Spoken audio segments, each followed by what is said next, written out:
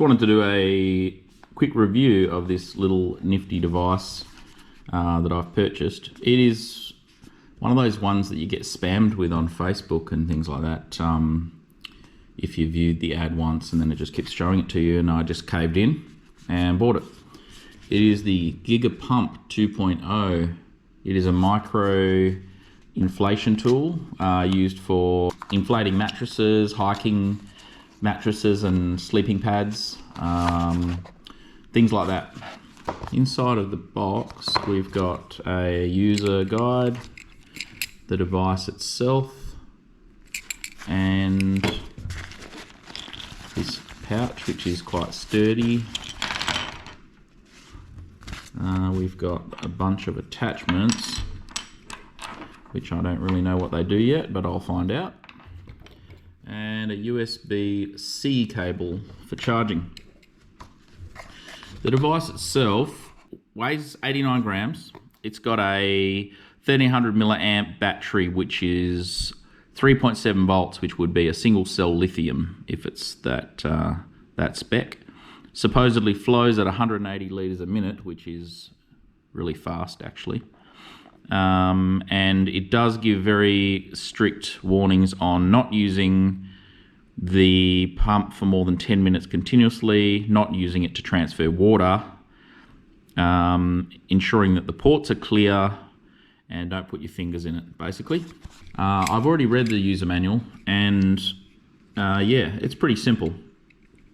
The first function is the lamp or light.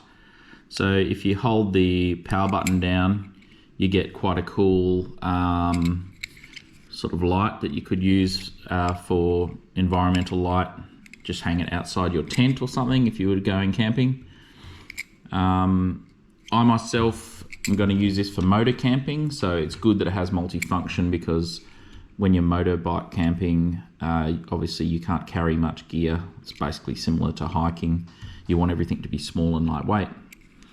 So that's stage one of the light. You can press it one more time to get brighter, perhaps use it as a torch or something, and you got a very bright setting if you press the button again. So it's got 3 stages of light. If you want to run the light continuously, like use it for lighting an area, the first stage light runs for 10 hours, it claims. The second stage light would only run for 2.5 hours, and this really bright light, which you might use for a torch or something specific, would only run for 1 hour. So it's got 2 ports. This is the intake side. That's where the air goes in, and then it's got a very small port where the air comes out. But don't be fooled. The very small port, which is like very, very small, as a comparison, it's not that much bigger than a ballpoint pen. At a guess, it's about 6 millimeters across. It does flow a lot of air, which we'll do some tests. To turn it on, you actually have to double click it, the switch, so,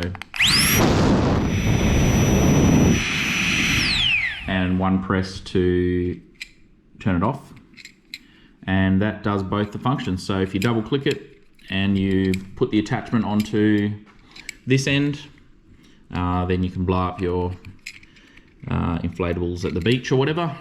Alternatively, it acts as a vacuum pump, which will allow you to suck the air out of a vacuum bag, which is really cool if you need to, say, pack clothing into a vacuum bag while you're camping. You take the vacuum bag with you and this device, and you can get your clothes out of the bag, and when you're finished, just pop the vacuum pump attachment on, stick it on the bag, and it'll suck all the air out. Let's go do some testing. So for the first test, I'm just going to take it and put on the attachment to blow up inflatables, and I'm going to blow up this pull ring. So we'll see how long it takes. Let me just shove that in there and go.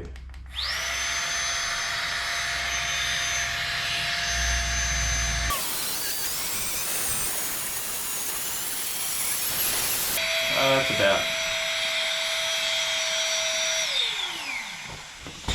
about what I'd run the average pull ring at.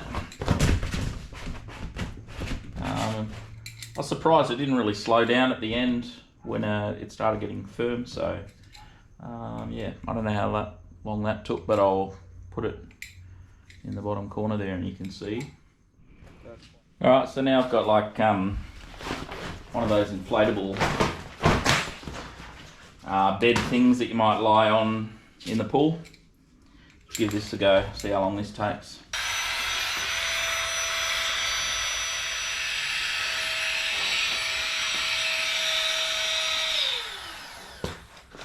So that's the bed done, but this one has a separate pillow, so for laughs,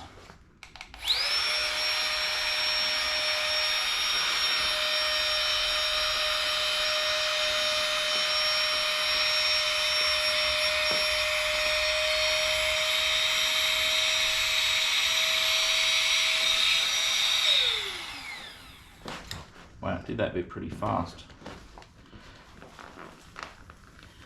So that is a normal bed. So I've got a vacuum bag. This one's pretty big actually. It's got a big blanket in it, which is off a queen bed or something. So that's how you do a vacuum bag. You take the threaded one, you put the rubber in between, and then you put this one here into the back of the rubber. And obviously, because this is the intake side, and that's the blower or the exhaust side, yeah, you have to connect it to intake.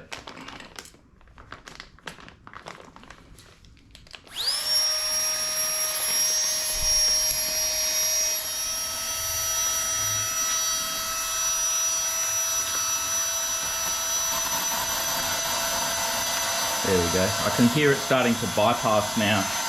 So that's its max capacity.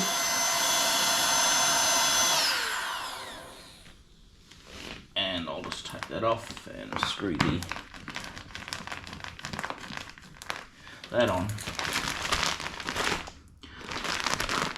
It's actually pretty good. It's vacked in there pretty nicely. So yeah, I'll put how long that took in the corner. So the last thing I want to do, I want to deplete the battery completely, see how long it takes to charge, and then see how long the light will stay on versus what they said in the manual. So this took 2.5 hours to charge.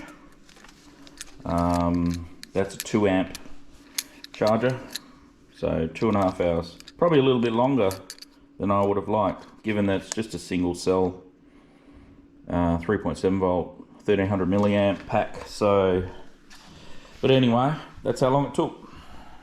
And these are the final results. Charging time 2.5 hours, all the inflatable times, and the run times for the lights. So they're pretty close to what they claim. My final thoughts are that it's really good value for money, quite good features, the quality seems to be there, and particularly when you go camping, hiking or moto camping and things where weight is a premium, a little device like this can really be used for a multitude of applications, and it's only limited by your imagination, as you can see in the video. Anyway, thanks for watching, please subscribe.